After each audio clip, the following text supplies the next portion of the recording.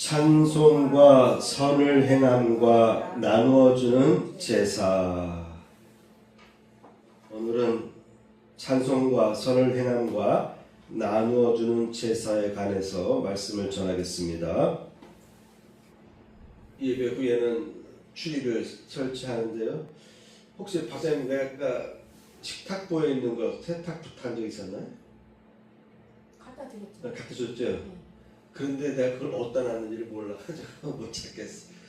어디다 놨는지 기억이 안 나네. 그래도 이 테이블에 있는 모습을 처음 봤잖아요. 지난주에 김영호 의사님 원래 식탁보 위에다 놓는데 못 찾아서 이렇게 놨더니 그래도 이게 신기했는지 거의 12월 가까이 돼서 식탁보에 있는 걸 본 적이 없잖아요. 신기한지 그걸 막 사진을 찍더라고요. 저 상태인데도 사진을 찍더라고요. 저기다 또 이렇게 반짝이 등까지 설치하면 더 예쁘겠죠. 예배 끝나면 출입 기본적으로 다 완벽하게 하려고 하지 마시고 그냥 골격만 세워놓으시고 바로 식사해도 되겠습니다. 찬송과 선을 행함과 나누어주는 제사입니다. 구약 시대에는 하나님의 백성들이 제사장을 통해서 짐승의 피와 몸을 구별하여 드리는 제사 행위를 행함으로써 하나님께 경배를 드렸습니다. 그런데 예수님께서 골고다 언덕에서 모든 인류를 위하여서 대속의 십자가로 죽으심으로 말미암아 다시 하나님과 화해가 된 우리 거듭난 그리스도인들은 이제 새로운 방식인 예배를 통해서 예배로 하나님을 경배하며 영광을 돌리게 되었습니다. 그래서 신약시대 이후로는 하나님께 드리는 참된 제사와 예배에 대하여 다양한 시각을 갖게 되었습니다. 근본적인 보수적인 신학을 갖고 있는 보수적인 목사님들 또는 신학자들은 예수께서 다시 오실 때에 예루살렘의 성전이 회복된다 라고 하는 그 부분에 집중하고 있습니다. 물론 앞으로 예루살렘의 옛날의 성전이 회복될 수가 있어요. 옛날에 솔로몬이 세웠던 성전이 지금의 모스크 자리래요. 예루살렘 성전이 있으면 그 바로 옆에 빈터에 이슬람이 진출하면서 정복하면서 거기에다가 모스크를 세웠거든요. 근데 고고학자들에 의하면 그 모스크 자리가 원래 있던 성전 자리래요. 그래서 그것을 회복하기 위해서 이스라엘 사람들이 지하를 파가지고 땅 밑으로 파서 거의 그곳에 도달했다라는 얘기도 있고, 이것을 빼앗으면 이슬람과 이스라엘이 또한 큰 전쟁이 나지 않겠습니까? 예루살렘에 있는 모스크는 이슬람 교도들이 생각할 때 두 번째로 중요한 모스크예요. 그러니까 그것을 빼앗긴다면 이슬람인들이 다 뭉쳐서 대항하겠죠. 그래서 3차 대전은 그 성전을 빼앗는 과정에서 이루어진다라는 얘기도 있습니다. 물론 그렇게 될 수가 있을 거예요. 이스라엘은 자기 땅을 차지하려고 노력할 것이고, 근데 하나님의 성전이 회복된다라고 하는 것, 예수님이 오실 때 마지막 때는 성전이 회복된다. 이것을 만일 마지막 때의 종말론으로 가면 예루살렘의 구약시대에 드리던 솔로몬의 성전이 회복돼야 된다. 그래서 유대인들은 이미 솔로몬 시대에 제사 예배를 드리던 기구들 있죠. 노단 이런 거, 등잔 이런 것들 다 준비해 놨다. 법궤가 어디 있는지 모르는데 어떤 분들은 법궤도 찾았다라고 하는 분도 있고 법궤만 못 찾았다라고 하는 분도 있는데, 이스라엘 사람들이야 아직도 그들은 유대교니까 짐승의 제사를, 짐승의 피를 드리는 제사 예배를 지금도 행하고 있거든요. 그러니까 그들은 어떻게든 간에 그걸 회복하려고 할 거예요. 그런데 만일 이러한 내용들을 그 그런 일이 이루어져야만 마지막 때가 온다라든가라고 생각한다라면은 그렇게 해석할 수도 있고, 또 아니면 오늘 설교하는 대로 이제 제사가 바뀌었잖아요. 예수님 중심으로 바뀌었어요. 그래서 예배가 구약적인 제사가 되겠어요. 그런 의미로 본다면 이스라엘 백성들이, 유대인들이 예루살렘 성전을 회복하고 거기서 피해 제사를 드리느냐 안 드리느냐는 그렇게 중요하지 않을 수도 있다. 이스라엘 사람들은 당연히 그렇게 할 것이고, 그러나 광의적으로 볼 때 이제 구약 시대의 제사가 신약 시대에는 예배 형태로 바뀌었기 때문에, 여러분 기독교 국가 중에 기독교 교회 건물 안에서 피해 제사를 드리는 경우 봤습니까? 없죠. 간혹 저기 미국이나 서양에서는 겉은 교회 형태인데 옛날에 그 피를 드리던 것을, 짐승에게 드린 것을 사람의 피를 드리고 사람을 바치는 그러한 이제 그 호러 영화 있죠. 그런 데서는 그런 내용들이 나오는데 정상적인 교회에서는 피 제사를 안 드립니다. 인신 제사 또 당연하게 안 드리고요. 마귀 집단은 그렇게 할지 모르지만 안 드리죠. 그래서 예배가 온전히 서는 것이죠. 그런 의미로 해석할 수도 있어요. 그래서 여러분, 그래서 이제 그 아주 보수적인 분들은 모두 관심을 예루살렘에 둬요. 아, 이스라엘 사람들이 제사 드릴 수 있는 기구들을 다 준비해놨다. 그리고 위치도 파악해놨기 때문에 거기를 침탈하면, 그러면 성경의 예언이 다 이루어진다. 거기에 몰두해 있는 분이 있어요. 저희 교회 한 오래전에 오던 미국 선교사 한 분 있죠. 지금 이스라엘 예루살렘에서 선교사역을 하는데, 우리가 미국 갔을 때 그분과 친한 교분을 가졌어요. 저희들도 많이 도와줬고, 그래서 우리나라 오면 제가 한두 번 왔을 때도 우리 교회 같이 예배 드린 적도 있고, 제가 여기 호텔, 지금의 나무 호텔이죠. 거기도 묵을 수 있도록도 해주고, 약간의 소정의 선교비를 또 드리게 됐는데, 근데 그분이 이스라엘을 사모하다 보니까 너무 예루살렘, 이스라엘. 지금 미국에 보면은 미국 태국계하고 이스라엘 태국계들은 보수적인 미국 크리스찬들이 있어요, 그렇죠? 특히 트럼프 유세 때 보면 그렇잖아요. 우리나라도 그런 일이 일어나요. 미국 태국계 그리고 이스라엘 태국계, 거기다가 플러스 하나 더 뭐가 있죠? 일본 태국계, 북일기까지 드는 일이 벌어지는데, 사실은 미국에 있는 근본주의자들과 우리나라에 있는 보수 근본주의자들이 서로 연합을 했어요. 그래서 나타나는 증세가 미국 깃발, 뭐 이스라엘 깃발. 아니, 우리나라에 왜 이스라엘 깃발이 막 펄럭여야 돼요? 네? 한 줄 더 떠서 일본의 그 태양 비치는 그 깃발 이런 것도 흔들어대고, 그렇게 보수적인 분들이 잘못 생각할 때 그런 현상들이 나타날 수가 있어요. 자, 그런 의미에서 구약 시대의 제사와 지금 신약 시대의 예배로 나눠진 것을 우리가 이해하셔야 됩니다. 그런 의미에서 오늘은 예배에 관해서 살펴보도록 하겠습니다. 오늘은 하나님께서 기뻐하시는 제사와 예배에 대하여서 전하겠습니다. 첫 번째, 예배는 어떻게 드려야 되느냐? 너희 몸을 산 제물로 드려라. 자꾸 옛 구약 성경 말씀으로만 돌아가면은 앞으로 예루살렘에서 그 지역을 정복해가지고 예루살렘 거기다가 옛 성전을 세워야 되는 거예요. 번제단 세우고 뭐 물두멍 등잔 등등, 법궤는 어디 있는지 이미 찾았는지 안 찾았는지 모르겠지만 다 해놓고 피제사를 드리려고 할 거예요. 이스라엘 사람들은, 유대인들은. 근데 우리 크리스찬들이 거기에 집중할 필요가 있을까?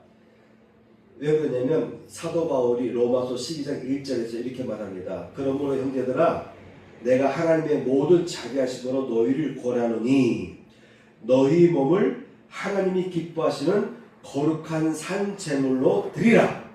이는 너희의 드릴 영적 예배니라. 이래서 이제 기독교인들은 예배로 하나님 앞에 나아가는 거예요. 예전에는 구약의 제사를 통해서 하나님 앞에 나아갔는데 제사를 통해서 이제는 우리 모두가 직접 하나님과의 관계가 회복되어서 예배를 통해서 하나님 앞에 나아가는 것입니다. 그런데 이런 행위에도 플러스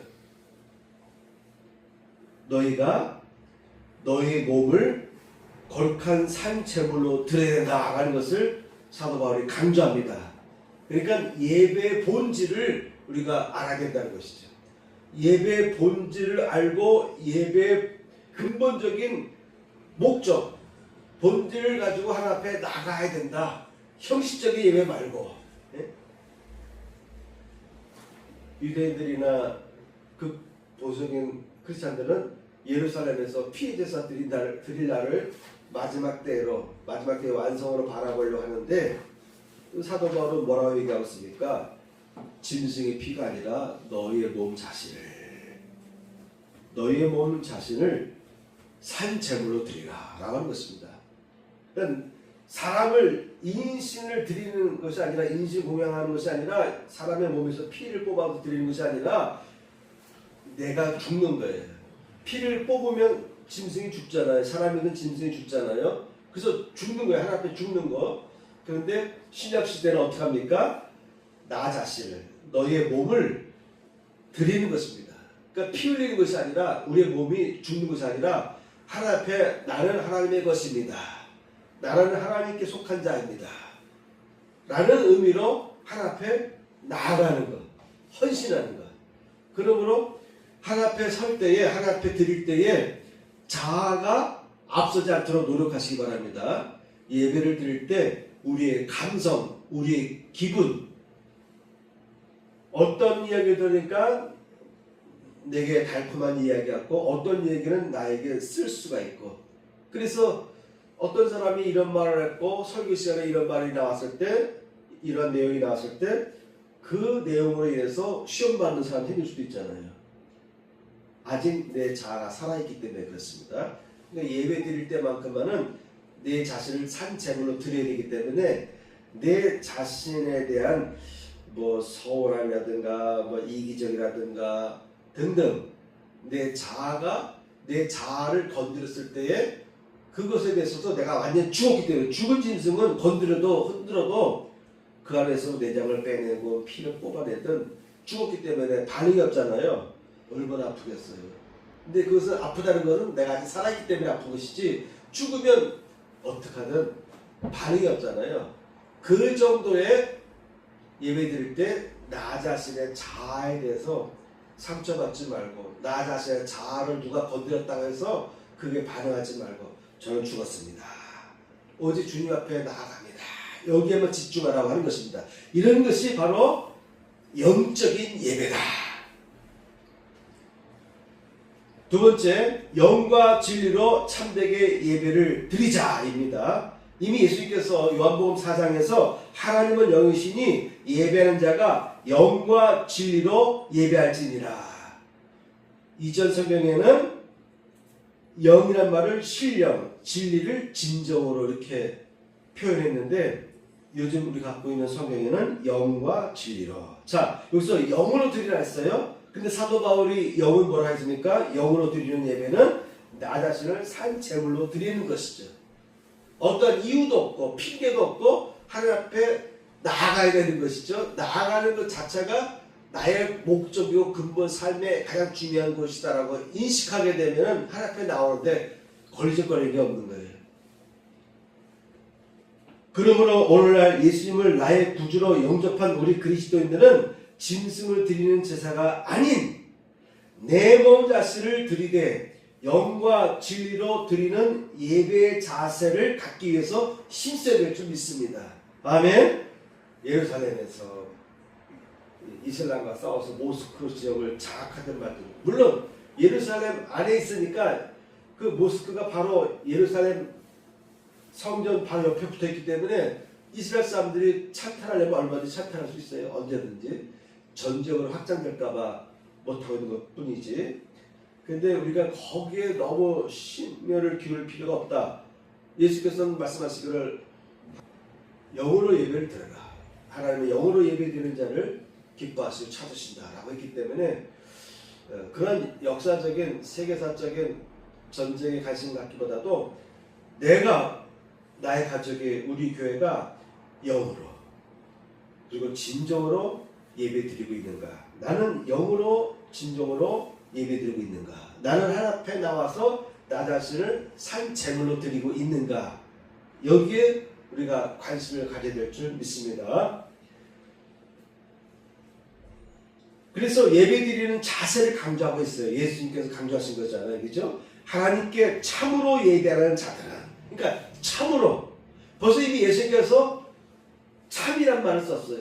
이 예배가 변질될 것, 예배가 형식적으로 될 것을 이미 알았어요. 왜? 이스라엘 당시에 유대인들이 하나님 앞에 경배해 드리는데, 물론 이때는 짐승의 피의 제사도 드렸지만 안식일마다 회당에서 모여서 그들이 성경 말씀을 선포하고 기도하는 그런 예식이 있었어요. 그런데 예수님과 그들 사이에 강력한 충돌이 왔죠. 뭡니까? 바리새인들은 형식주의자다.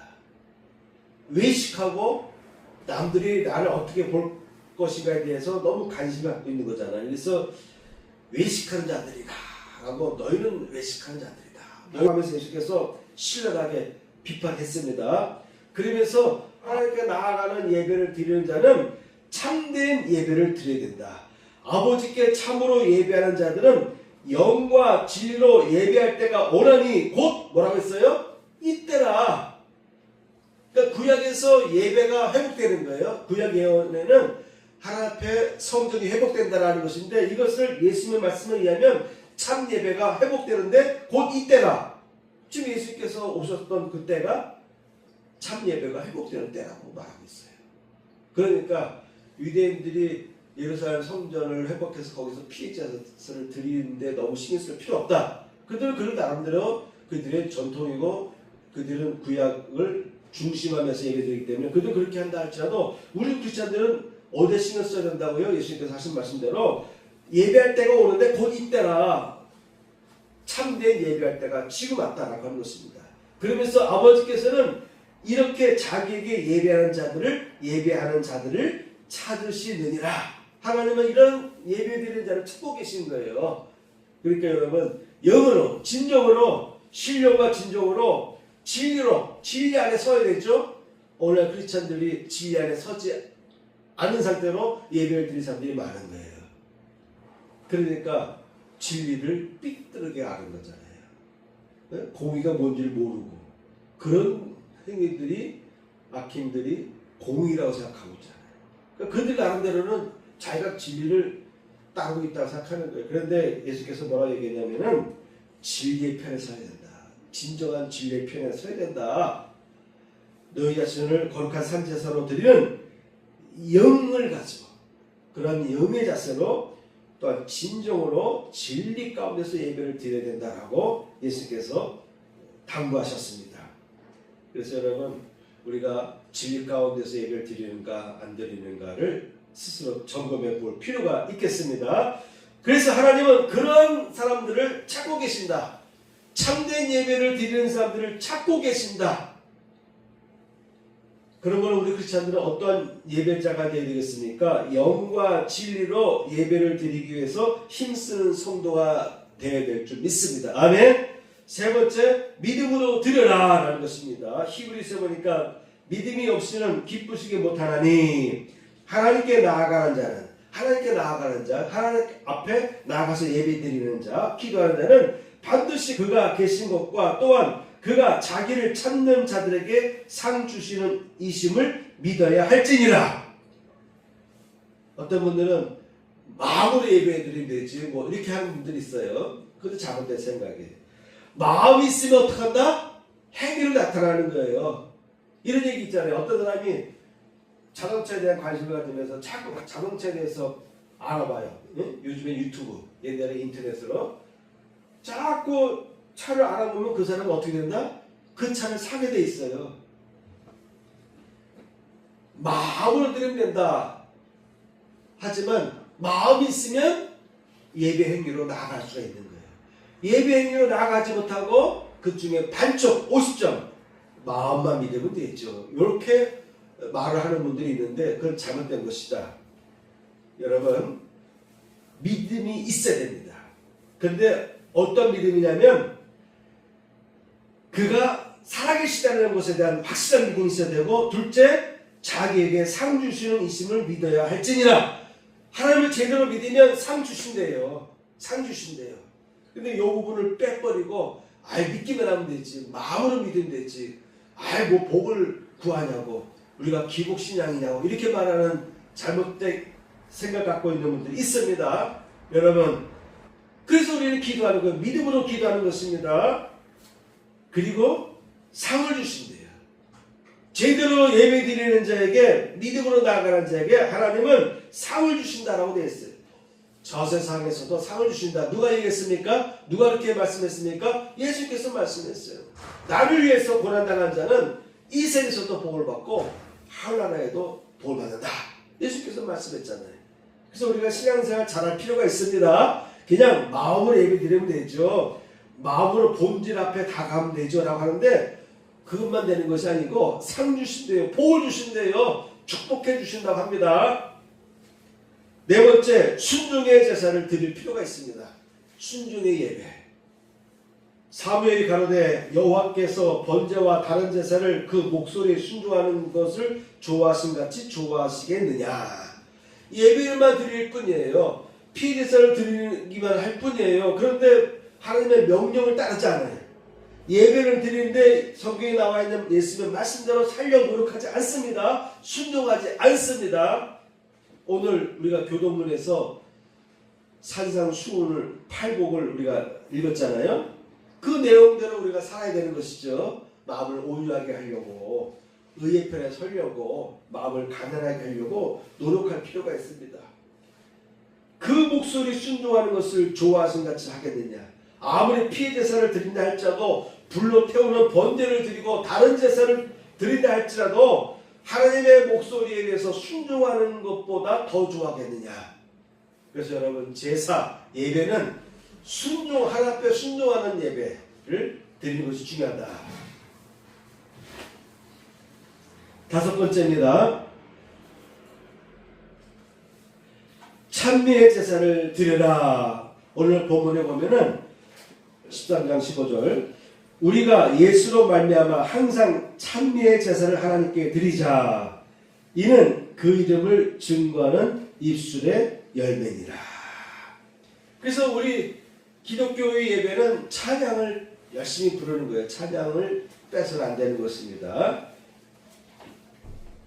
찬양 자체가 히브리서 저자는 뭐라 하겠냐면은 하나님의 이름, 그 이름, 예수의 이름, 하나님의 이름을, 성령의 이름을 증거하는 입술의 열매다라고 말했어요.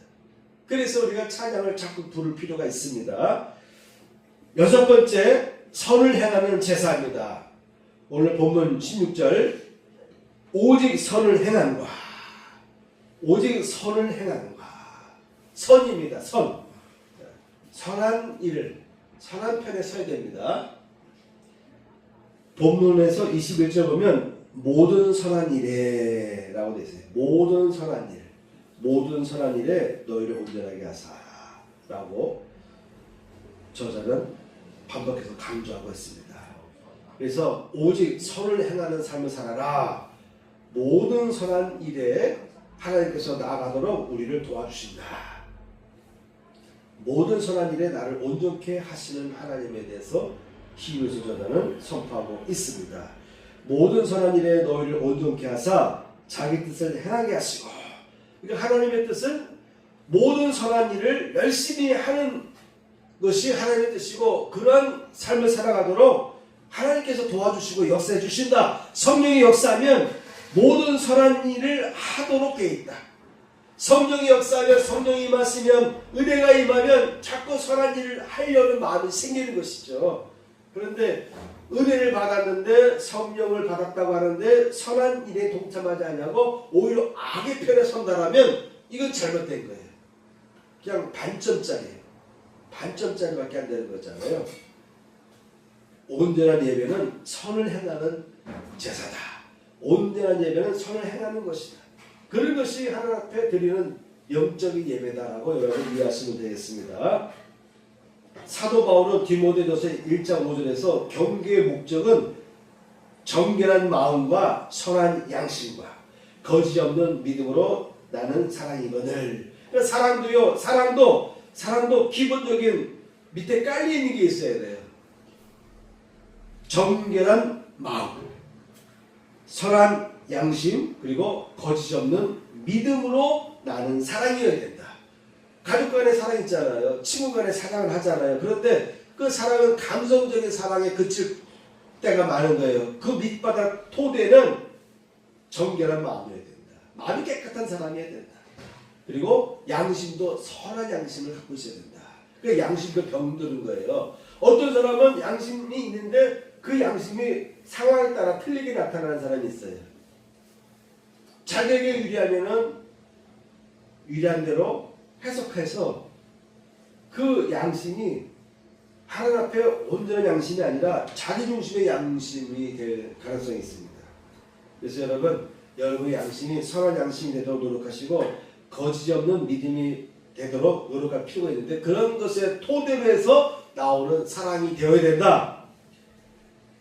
믿음과 착한 양심을 가져라. 믿음을 갖을 때 믿음뿐만 아니라 착한 양심도 가져라. 이와 같이 초대교회는 사도 바울도 계속해서 말씀하고 말씀을 전파하고 있고 예수님도 마찬가지입니다. 선한 사마리아를 칭찬했잖아요.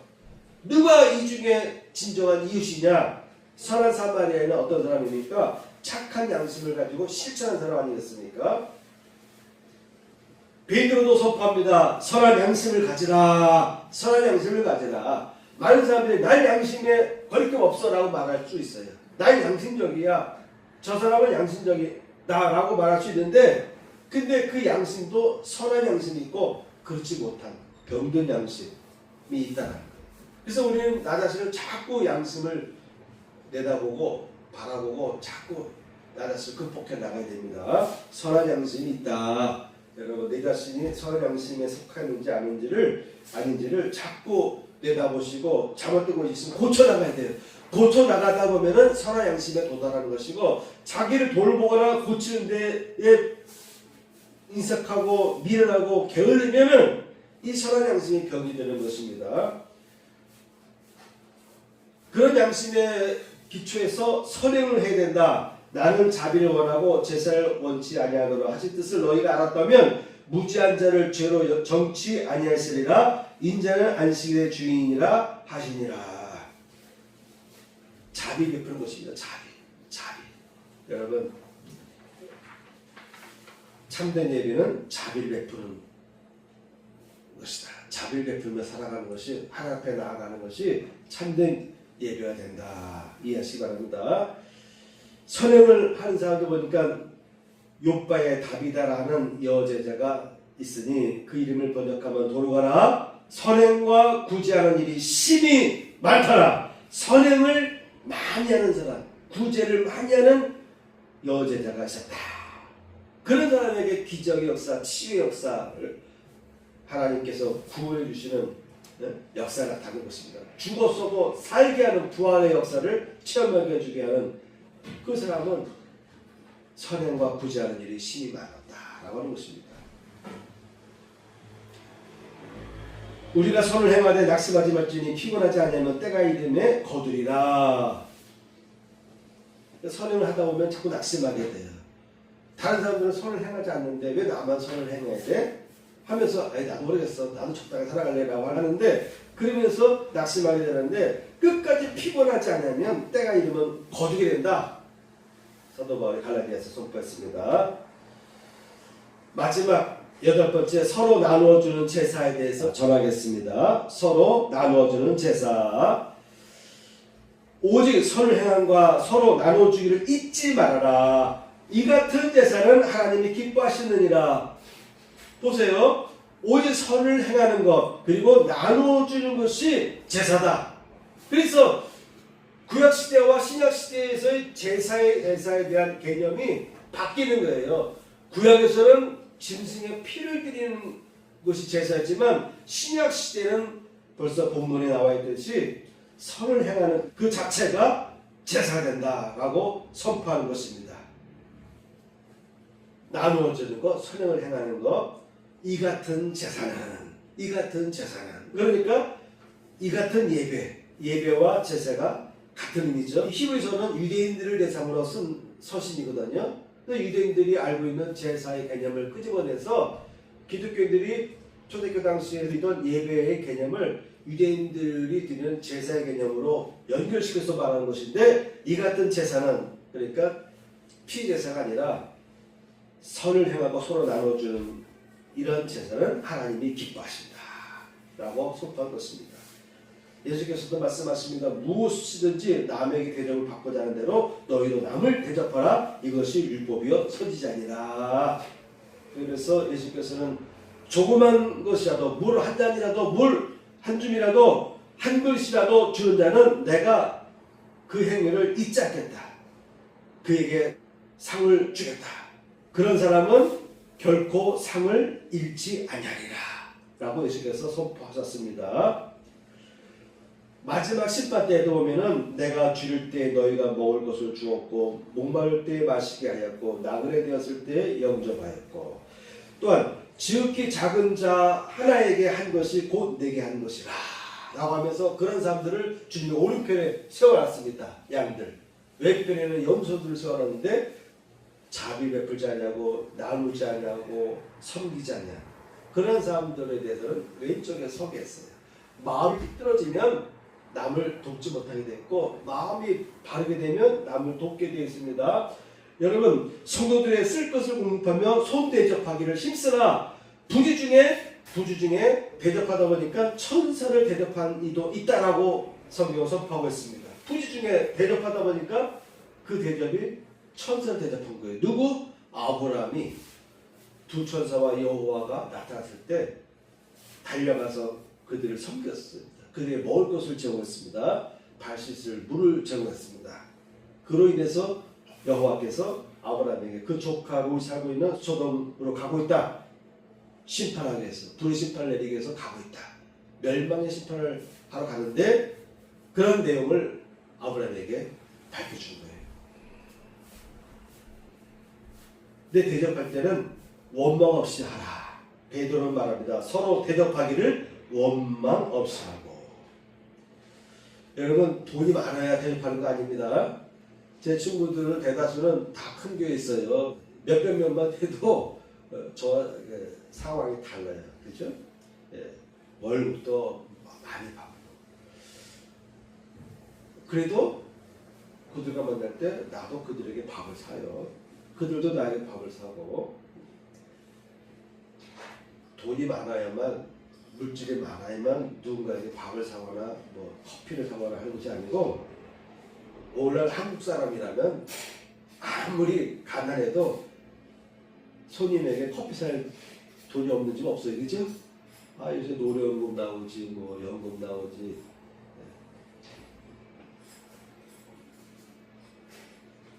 대접하려고 하면 얼마든지 할 수 있습니다.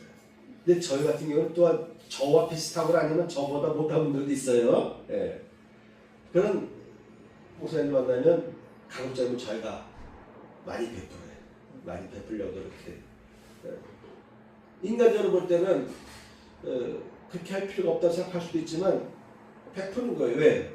대접하라고 돼 있잖아요. 남을 대접하기에 힘써라. 그러다가 천사를 대접한 적이 있다. 대접하라고 불면 성경은 우리에게 선포하고 있습니다. 가르치고 있습니다. 예수님도 강조했고 사도 바울도 강조했고 그리고 베드로도 강조했고 그리고 히브리서 저자도 강조했습니다. 대접하기를 힘쓰라. 그러니까 이런 선한 행위, 선하게 대접하는 것도 하나님 앞에 드리는 제사가 되는 것입니다. 하나님 앞에 드리는 예배가 되는 것입니다. 대접하더라도 실수하면 안 되는 것입니다. 서로 원망 없이 대접하더라도 상대방 무한하게 대접하면 안 되죠. 그죠? 무한하게 대접하거나 상대방을 얕잡아 본다든지 이러면 안 되죠. 그래서 선 대접하더라도 원망 없이 하라 라고 베드로가 얘기했습니다. 여러분 우리가 지켜야 될 에티켓 이런 것들 가지면서 해야 됩니다. 서로 대접하더라도 원망 없이 하자. 상대방 기분 상하지 않게 하고 또한 상하지도 말아야죠. 왜? 너 자신을 거룩한 산제사로 드리라 했잖아요. 이미 내가 죽었는데 그래서 가급적이면 서로 원망 없이 자꾸 베풀고 가끔 내가 집사한테 얘기합니다. 그래서 우리가 베풀자. 따져보면 그들이랑 우리랑 별 차이 없을 수 있어요. 그래도 우리가 베풀자. 왜? 하나님이 다 보시잖아. 내가 베풀면 주님께서 약속했잖아. 상을 주신다고. 너와 내 자식에게, 내 자손에게 상을 준다. 또한 나에게 상을 주는 거는 우리 교회도 복을 줄 거 아니에요. 내가 선을 행하면 내가 섬기는 이 교회도 복을 줄 것이야. 또한 내 자녀들에게도 복을 줄 거 아닌가. 또 나와 집사람에게도 복을 줄 뿐만 아니라 그래서 우리가 섬기자. 그래서 가급적이면 우리보다 못하거나 비슷하거나 하는 사람들이 있으면 우리가 자꾸 섬기려고 하고 우리보다 나은 사람이 할지라도 절대 또 의도를 하지 않아요. 그쪽에서 한 번 사면 우리도 한 번 사고. 근데 어떤 분들은 늘 얻어먹거나 배려받는데 익숙한 사람이 있어요. 그래서 사람을 만나다 보면은 항상 섬기는 거나 대접하거나 하는데 뭐 이렇게 차를 사거나 뭐 하는데 인색한 분들도 있긴 있어요. 우리 크리스찬들은 그런 사람이 되면 안 되겠죠. 잘 대접하고 섬기는 것이 하나님 앞에 드리는 하나님께서 기뻐하는 제사다. 하나님께서 상을 주신다 했기 때문에 우리 크리스찬들은 어디 가든 간에 자꾸 섬기려고 노력하시기 바랍니다. 아멘. 다 일어나시겠습니다. 가슴에 손을 얹고 부흥 기도를 드리겠습니다. 할렐루야. 하나님 아버지, 오늘 이 시간에도 하나님 앞에 아름다운 향기로운 예물들이 봉헌되었습니다. 11조를 드린 가정 위에 11조의 복이 임하게 하여 주옵소서. 감사의 물과 주의 예물도 흠양해 주시고 주의 은혜로 역사하시고 베풀어 주옵소서. 한 주간도 우리 성도들이 세상에 나아갈 때 오늘 말씀대로 참된 예배자로서 살아갈 수 있도록 축복하여 주옵소서. 이제는 우리 구주 예수 그리스도의 은혜와 하나님 아버지의 극자신 사랑과 성령님의 감동감화 역사하시니 이 자리에 참여한 성도들 위해 함께 하시기를 축복하옵나이다. 아멘.